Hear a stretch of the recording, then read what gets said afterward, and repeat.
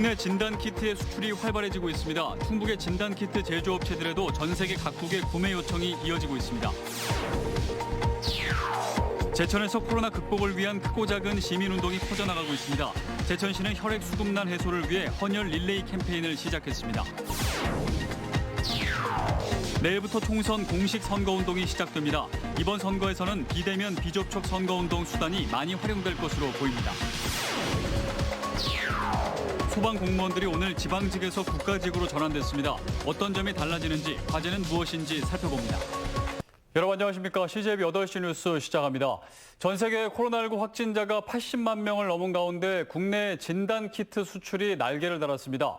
충북 오송의 의료기기 제조업체에도 수십 개국에서 구매 요청이 쇄도하고 있습니다. 이태영 기자가 수출업체를 다녀왔습니다. 오송 바이오산업단지 내에 위치한 코로나19 진단키트 제조업체입니다. 최근 스페인과 이탈리아 등 유럽을 비롯해 남미와 동남아시아까지 전 세계 각국에서 진단키트 구매 요청이 이어지고 있습니다. 손가락 크기만한 이 업체의 진단키트는 항원 항체 반응, 즉 면역 진단 방식을 통해 코로나19의 확진 여부를 판단합니다. 이 방식은 국내에서 허용된 유전자 증폭 방식에 비해 민감도가 다소 떨어진다는 지적도 있지만 비용이나 시간을 크게 절약할 수 있다는 게 큰 장점입니다. 때문에 최근 확진자가 기하급수적으로 증가하는 유럽에서 활용 가치가 높아지고 있습니다. 글로벌 환경을 보면 그런 나라가 거의 없다고 봐지거든요. 저희가 개발했던 이런 항체 진단, 굉장히 신속하게 10분 만에 그 결과를 알 수 있는 이런 진단 방법이 오송의 또 다른 업체는 국내 유전자 증폭 방식과 혈액 진단 방식 두 종류의 진단 키트를 모두 생산하고 있습니다. 좀처럼 줄지 않는 국내 검사 수요에 더해 혈액 진단 방식의 진단 키트는 이미 전 세계 60개국과 수출 계약이 이뤄졌습니다. 생산 인력을 지난달보다 150% 증원하며 말 그대로 생산 라인을 풀가동하고 있습니다. 개발되는 데 시간이 걸리고요. 그래서 지금은 가장 이 방역에서 초점이 맞춰진 것들이 빨리 진단을 해서 격리하는 방법밖에 없거든요. 충청북도는 감염병에 대응하는 의료 기술 개발에 예산을 지원하는 등 적극 뒷받침하기로 했습니다. 오송이 대한민국뿐만 아니라 세계 바이오의 메카로 전진하는 데 많은 도움이 될 것이다 생각합니다. 위기를 기회로 만드는 이들 업체의 기술력은 충북을 넘어 국가의 브랜드 가치를 높이고 있습니다. CJB 뉴스 이태현입니다. 코로나19 사태가 장기화되면서 우리 사회 전반에 우울감이 안개처럼 내려앉았는데요. 하지만 코로나를 이겨내자는 움직임도 늘어나고 있는 가운데 제천에서는 코로나 극복을 위한 크고 작은 시민운동이 퍼져나가고 있습니다. 김기수 기자가 취재했습니다. 제천 시내에 있는 커피숍입니다. 커피숍 한켠에 마스크 기부함이 놓여 있습니다.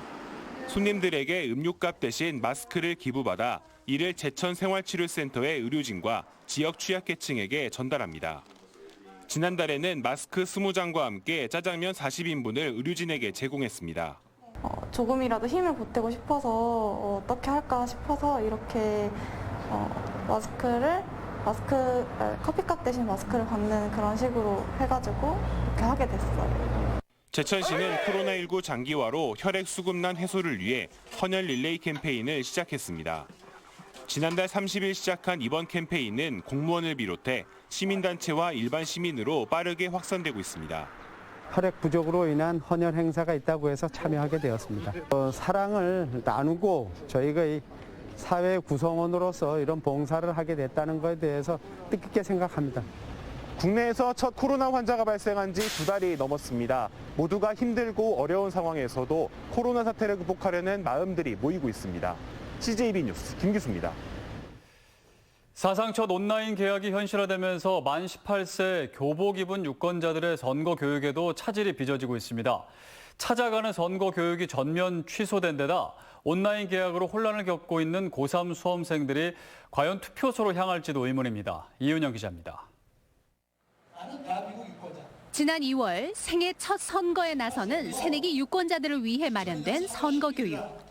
충북교육청과 선관위가 함께 도내 전체 84개 고교를 대상으로 찾아가는 선거교육에 나섰습니다. 하지만 단 2개 학교에서만 실시됐을 뿐 개학이 연기되면서 사실상 무산됐습니다. 원래 계획은 3월, 또 한번 미뤄져서 4월 초에 할 계획이었었는데요. 이와 같이 그 온라인 그 등교 개학이 미뤄지고 온라인 쪽으로다가 흐르다 보니까 그게 전면 취소가 됐습니다. 현장 교육이 어려워지자 나온 대안은 온라인 교육입니다. 선관위가 제작한 교육용 동영상 등을 시청하도록 했지만 온라인 개학으로 혼란을 겪고 있는 고3 학생들에게 얼마나 효과가 있을지는 의문입니다. 지금 우리는 공부에 집중해야 할 시기인데 이렇게 더군다나 상황인 만큼 이런 쪽에 집중을 해도 되나 싶어하는 애들도 있고. 더욱이 고3 학생들에게 중요한 올해 첫 전국연합학력평가가 총선 하루 뒤로 밀리면서 투표율이 낮아지지 않을까 우려되고 있습니다.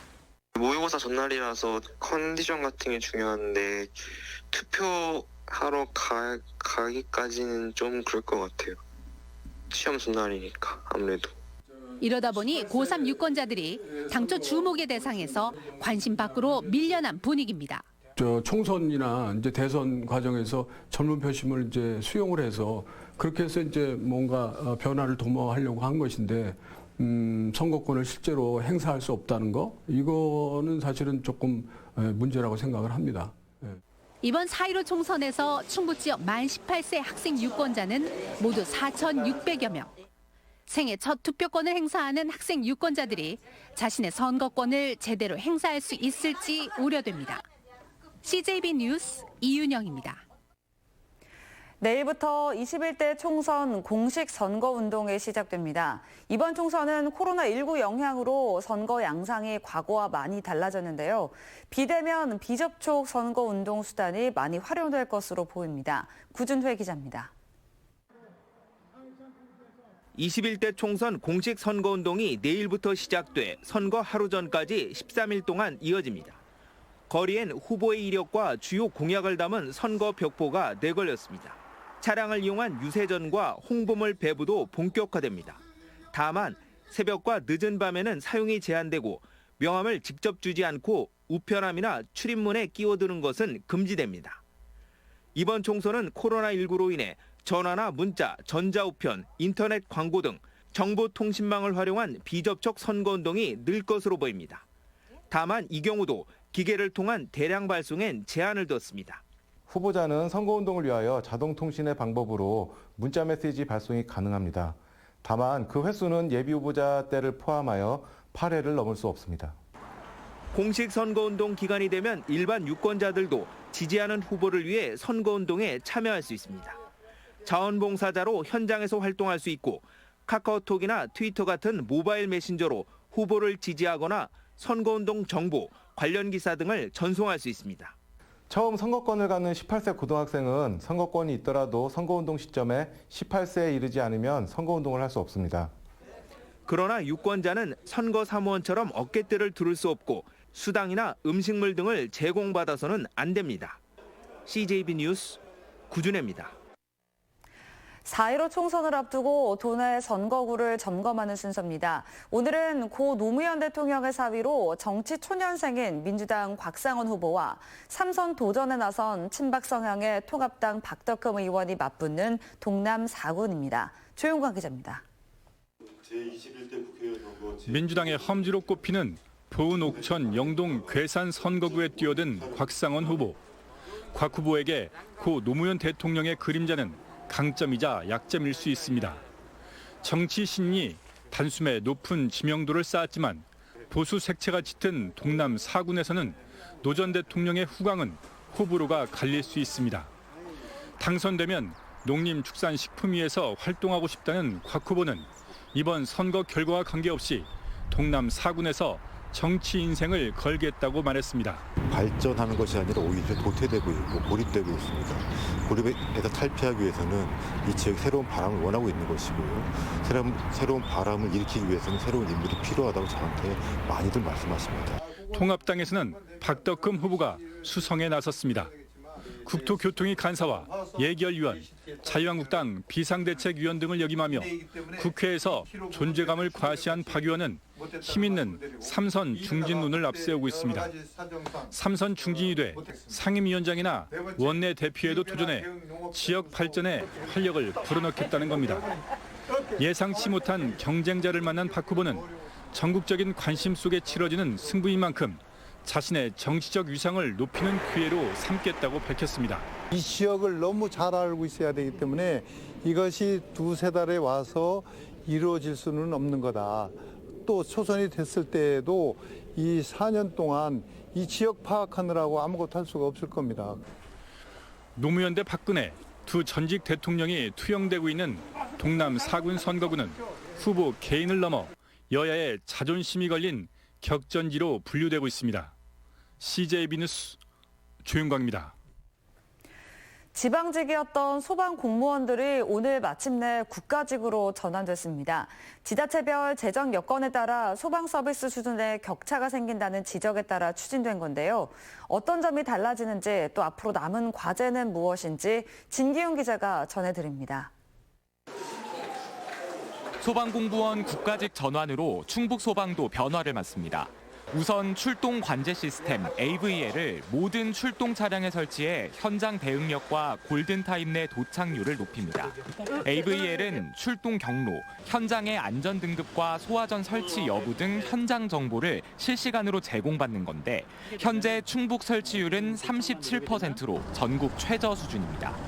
소방 대상물의 정보, 소가 용수, 또 주변 위험물 정보를 실시간으로 확인하여 현장 대응에 도움을 줄 수 있습니다.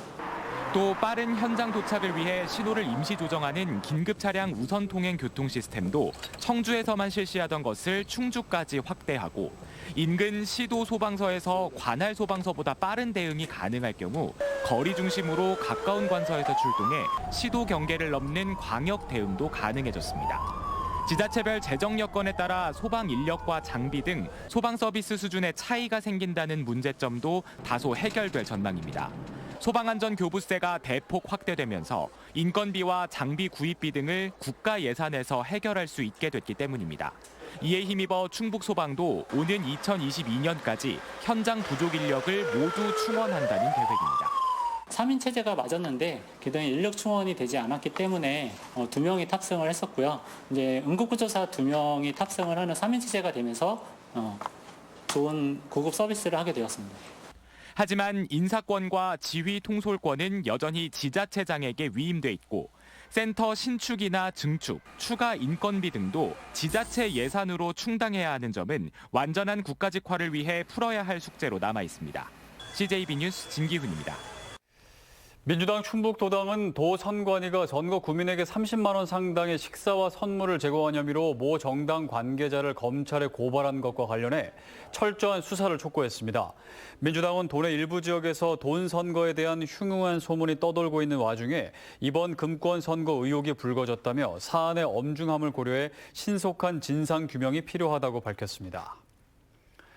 CJB가 주관하는 4.15 총선 후보자 초청 토론회가 내일은 청주 서원구 민주당 이장섭, 통합당 최연호, 민생당 이창록 후보를 초청해 진행합니다.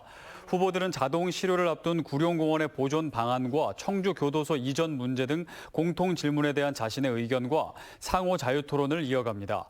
내일 서원구 토론회는 저녁 7시부터 1시간 동안 생방송으로 중계됩니다. 사상 초유의 온라인 개학이 현실화되면서 도내 교사들의 온라인 수업 연수 신청이 급증하고 있습니다. 충북교육청에 따르면 단재교육연수원이 어제부터 사흘간 교사들의 온라인 수업 역량 강화를 위해 마련한 연수에 첫날 1,500명 등 모두 4,900여 명이 신청했습니다. 청주대학교에서 박사과정을 밟고 있는 중국인 유학생이 국제우편으로 마스크 15,000장을 기부했습니다. 청주대 어일선 교수는 영화, 만화, 애니메이션학과 박사과정을 재학 중인 염리 씨가 코로나19로 어려움을 겪고 있는 학교와 학생들을 위해 중국에서 마스크 15,000장을 보내왔다고 밝혔습니다. 청주시가 코로나19로 어려움을 겪고 있는 소상공인과 자영업자의 상하수도 요금을 석 달 동안 30% 감면해 주기로 했습니다. 감면 대상은 일반용과 대중탕용, 상하수도를 사용하는 상가와 사무실, 산업단지 내 300인 이상 사업장을 제외한 2만 7천여 곳입니다. 감면 규모는 48억 원으로 별도의 신청 없이 자동 감면됩니다. 충청북도가 당초 지급하려던 긴급 재난생활비를 정부 차원의 지급이 결정되자 취소한 것과 관련해 충북경실련이 정부와 별도로 신속히 지급할 것을 촉구했습니다. 이상으로 CJB 8시 뉴스를 모두 마칩니다. 시청해주신 여러분 고맙습니다.